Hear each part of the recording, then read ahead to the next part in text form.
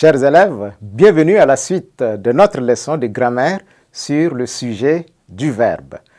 La séance passée, nous avons défini ce que c'est que le sujet et nous avons aussi vu comment trouver, ou bien nous avons dit comment trouve-t-on le sujet dans une phrase. Donc nous avons dit pour trouver le sujet dans une phrase, on pose la question qui est ce qui ou qu'est-ce qui avant le verbe.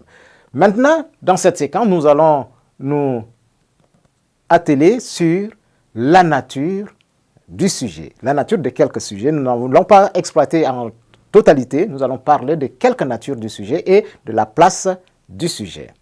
Je vous demande de prendre un cahier, une feuille, un bic ou un crayon afin de prendre note. Vous êtes prêts? C'est parti. Nous avons notre texte écrit au tableau. Je vais lire. Suivez bien. De tout temps, les hommes utilisent la nature pour vivre. Déverser les ordures dans les fleuves est un acte punissable. Celui qui le fait doit être sanctionné. Dans notre texte, il y a des sujets, il y a des verbes. Nous allons souligner ensemble les sujets d'un trait et les verbes de deux traits. Nous avons dit pour trouver le sujet, on pose la question qui est ce qui ou bien qu'est-ce qui avant le verbe, n'est-ce pas? Alors, on va dire, de tout temps, les hommes utilisent la nature pour vivre. On va dire, qu'est-ce qui utilise la nature? La réponse est les hommes. Alors, les hommes, c'est déjà souligné, n'est-ce pas? Alors, le verbe, c'est utilise. Le verbe, c'est le mot qui indique l'action que font les hommes. La deuxième phrase, déverser les ordures dans les fleuves est un acte punissable. Qu'est-ce qui est un acte punissable?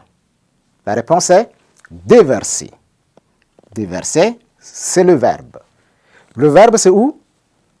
Déverser, c'est le sujet. Le verbe, c'est est. Troisième phrase, celui qui le fait doit être sanctionné. Qu'est-ce qui doit être sanctionné? D'accord? C'est lui. C'est lui, c'est le sujet.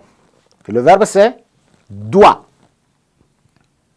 On souligne le sujet d'un trait et le verbe de deux traits.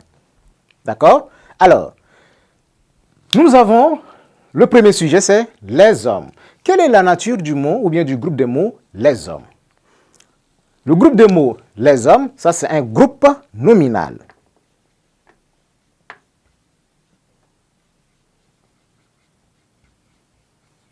Donc, les hommes.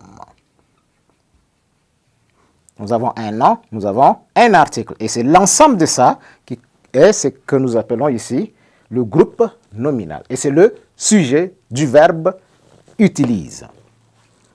Deuxièmement, nous avons dit, la deuxième phrase dit, déverser les ordures dans le fleuve est un acte punissable. Qu'est-ce qui est un acte punissable? C'est déverser.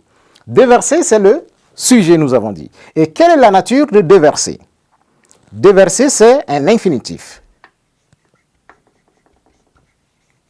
D'accord? Déverser, c'est un infinitif. Voilà. Donc, ce qu'on peut retenir ici, c'est quoi? C'est que le sujet du verbe peut être un groupe nominal ou ça peut être un infinitif. Non seulement ça, si nous voyons bien la première phrase, on dit les hommes utilisent la nature. Entre les hommes et utilisent, le verbe est collé ou bien le sujet est rattaché directement au verbe.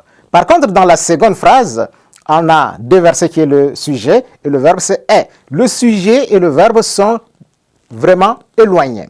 Donc le sujet ici est éloigné du verbe. Par contre, ici, le sujet est rapproché du verbe. Donc le sujet aussi peut être rapproché ou bien le sujet peut être éloigné. Non seulement ça, le sujet peut aussi être inversé, c'est-à-dire on peut retrouver le sujet après le verbe. Un exemple, on va dire, dans la forêt vivent les animaux sauvages.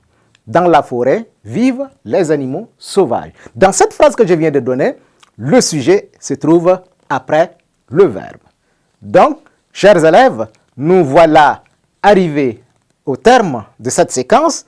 Prochainement, nous allons voir d'autres natures du sujet et faire des exercices si possible. Merci.